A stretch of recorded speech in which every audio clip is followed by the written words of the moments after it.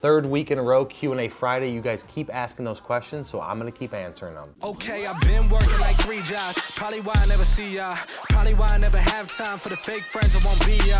Been ballin', but it's looking like they took a time out. Okay, I'm working on a Wednesday, then up again the next day. So-and-so is popping, man. I skip him like he leg day. All right, we're jumping right into it. First question is from Adrian May. Adrian asks, what's the best way to attract visitors to our stand at an exhibition? So Adrian, thank you for the question again.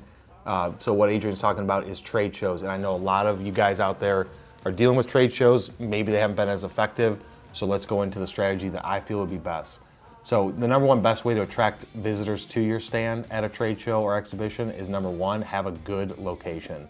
Location is gonna be number one, but I understand that if you guys haven't exhibited at that trade show before, you guys get kicked way in the back, and it totally sucks to be back there because the traffic is going to be light. There isn't much that you can do unless you have a really strong outbound marketing plan months ahead of time to drive traffic to it, or if you have a lot of current customers or potential customers that you can bring back there. That's going to just be, from a foot traffic standpoint, people just kind of stumbling upon you. It's going to be less when you're in the back. So number one, focus on getting a good location at the trade show.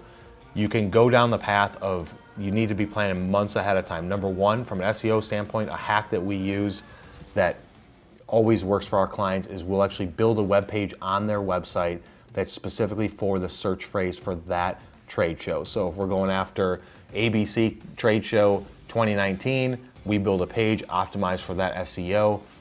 The page is built out, it talks about the company, talks about booth location, talks about a giveaway, have some videos in there, have some content, and now you're gonna start ranking for that page and for that search phrase, and you're gonna try and boost up to the top of that search to where you can get on the first page of Google. That tactic is gonna be focused more around brand awareness, so when people search that trade show, and you'd be surprised, sometimes a big trade show doesn't have much monthly volume, whereas some trade shows have 9,000-10,000 search hits a month just for that trade show, because people are thinking, how do I get to the trade show? What's the convention center? What hotel should I book? So they just throw it into Google and then bam, maybe you're at like the third position of that and they're like, who are these guys? And they check you out. Strictly from a brand awareness standpoint, that's the tactic and the hack that we use for all of our clients. It just works. So starting off a few months early, you need to be doing branded graphics. So what we call branded graphics is an image with words on it, a filter talking about you being at the trade show. Start doing that months ahead of time. Start doing email marketing 1 to 2 months ahead of time, letting people know. Outbound reach, saying, hey, we're gonna be at this trade show. Are you gonna be at this trade show? If you guys are, Adrian, knowing what it is that you guys do, focus on LinkedIn. You can use a hashtag for the trade show. Don't focus on Twitter. No, everybody's hashtagging Twitter. Everybody's doing that stuff, and it's just so noisy. It's like a waste of time. Try and do it on LinkedIn. If you are gonna do it on LinkedIn, try and be a little bit more creative than a picture of your booth or a picture of something random. Try and get some graphics in there. Try and get some branded graphic that you can share out. So talk about you being at the trade show, try and engage on groups at the trade show on LinkedIn. There might be a group for it. Engage in those groups. Reach out to your prospects, reach out to all your current customers. If they're gonna be going to that trade show, try and set up time, try and set up for them to come by.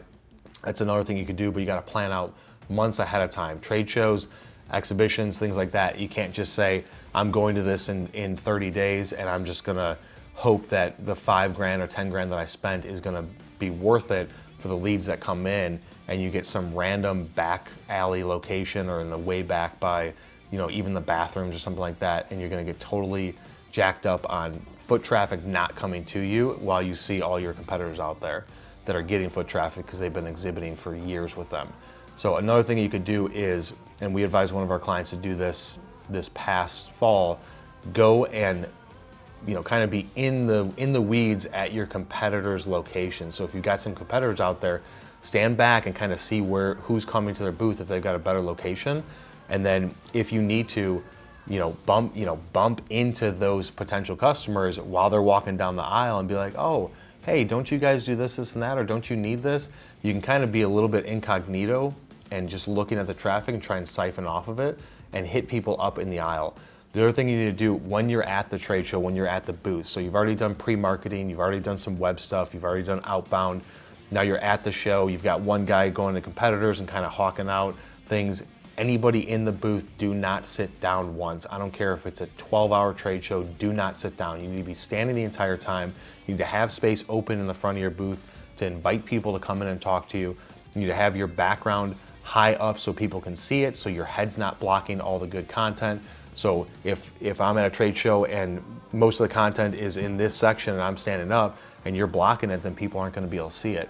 You have to be standing out and get into the aisle. Stand at the edge of that trade show, the booth location, get into the aisle, have some sort of giveaway, you know, little squishies, footballs, things like that, throw them around, toss them to people, whatever it is to get their attention, but stand out into the aisle. Anybody that comes through, don't do the classic, you know, you look them in the eyes and they're looking you in the eyes and you instantly look down and you're like, what does it say on your badge?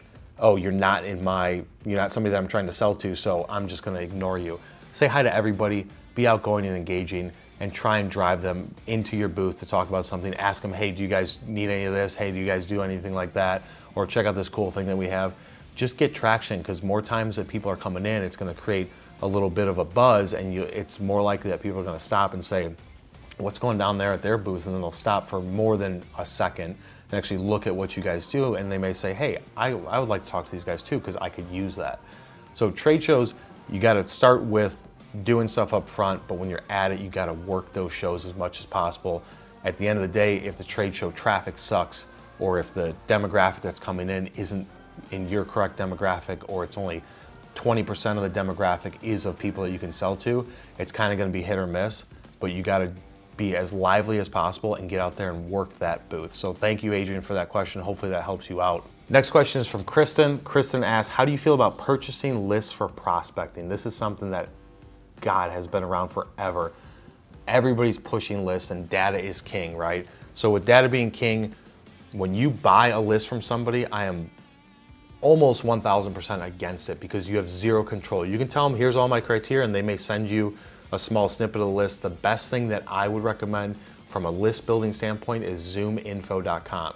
On ZoomInfo, it's costly and it's gonna cost you probably $5,000 to get into it, but what you get is their system to be able to search through and do your own prospecting through the list, and then export what you want based on the credits that you have, or just copy and paste it into a spreadsheet. If you don't want to spend the money on the credits after you've expired on the credits and you've used them all for a quick export, you can then just copy and paste that into a spreadsheet.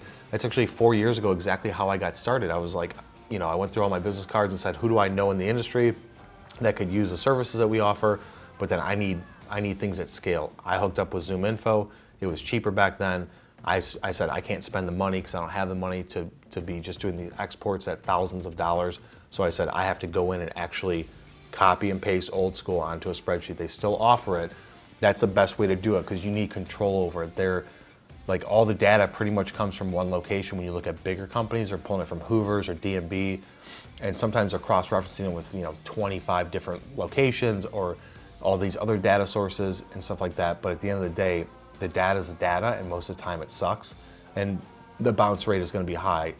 The only company that I've ever come across that had good data where I could search through the system and control who I want was ZoomInfo. So instead of going after the list buying and things like that, if you guys don't have the money to spend 5 G's on zoominfo.com, then I would say just use LinkedIn. LinkedIn has the data you want. Now, the downside to LinkedIn is a lot of people are using their personal email addresses. You do not want to just spam the heck out of them through their personal email, but you can just add connections on LinkedIn, go back to the videos that we have, we'll link them above with LinkedIn prospecting for salespeople, and then go at it that way and engage with them on LinkedIn instead of going through email marketing. That's a better tactic. You have more control out of it even further.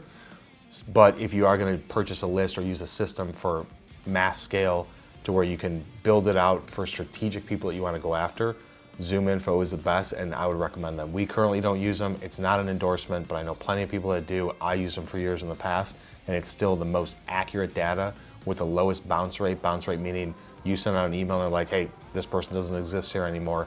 ZoomInfo's got the highest quality data. Kristen, I hope that answers your question. Thanks for asking. All right, we only had 2 questions this week. Now, we could go down the path of preloading questions and being like, hey, look at all these questions we have, but we're trying to keep it real and true, and we want you guys to ask the questions of specifically what it is that you want information on. So keep asking those questions. If you guys like this format, hit that like button. If you have questions, comments, things like that you want to see, leave them below in the comments section, and we'll see you on the next one.